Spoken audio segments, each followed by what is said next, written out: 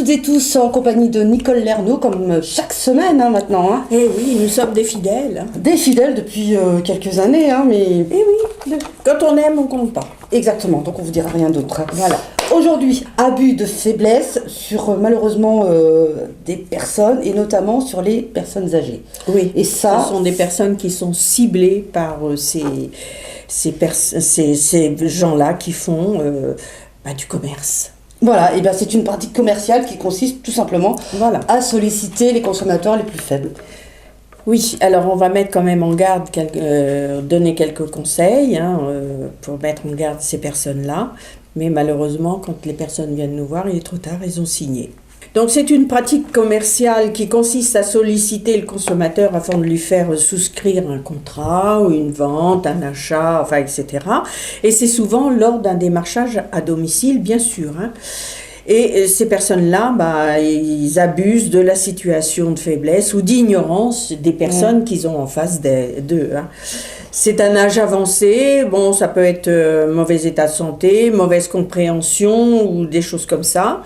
Mais la loi a quand même renforcé la protection des consommateurs les plus vulnérables en créant le délit d'abus de faiblesse. Donc il y a une loi. Il y a une loi. Alors le délit d'abus de faiblesse a été entendu à d'autres situations que la visite à domicile, bien sûr. Parce que souvent, les personnes arrivent à 2 ou 3 et voilà, on prend le relais pour baratiner, etc.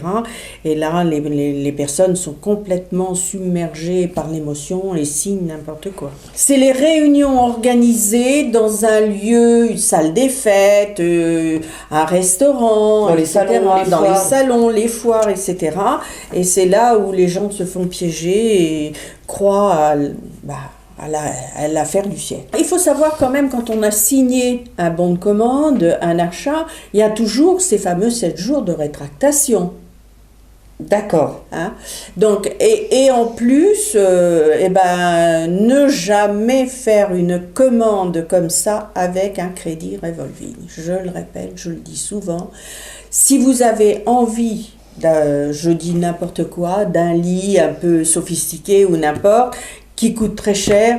Il y a des magasins autour de nous qui en vendent et vous avez un banquier qui pourra vous faire un prêt pour acheter ce lit. Mais n'allez pas faire un crédit revolving qui coûte très cher, 20 à 21% d'intérêt. Il faut simplement dire au commercial, attendez, on veut quand même, laissez-nous ce que vous nous proposez, le contrat, etc. Ne signez rien, on va réfléchir.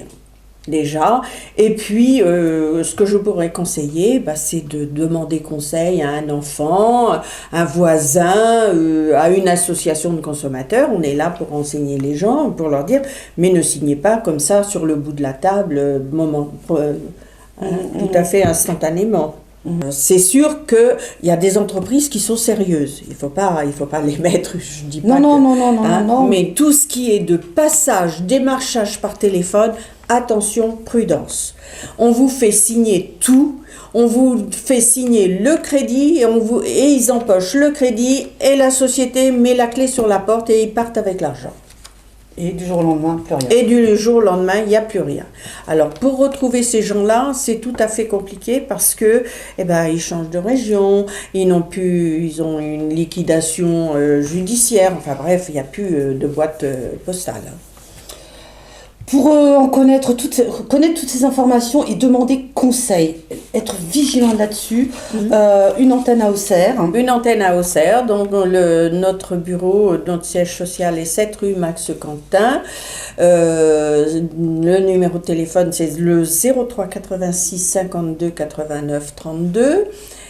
Et nous avons des permanences dans tout le département, c'est-à-dire à Sens, à Toussy, à Joigny, à Saint-Florentin, à Vallon, le 2e et le 4e mercredi de chaque mois, de 17h à 19h. Nicole Lernaud, merci beaucoup. À très bientôt. Au revoir. Merci, au revoir à tous. Au revoir.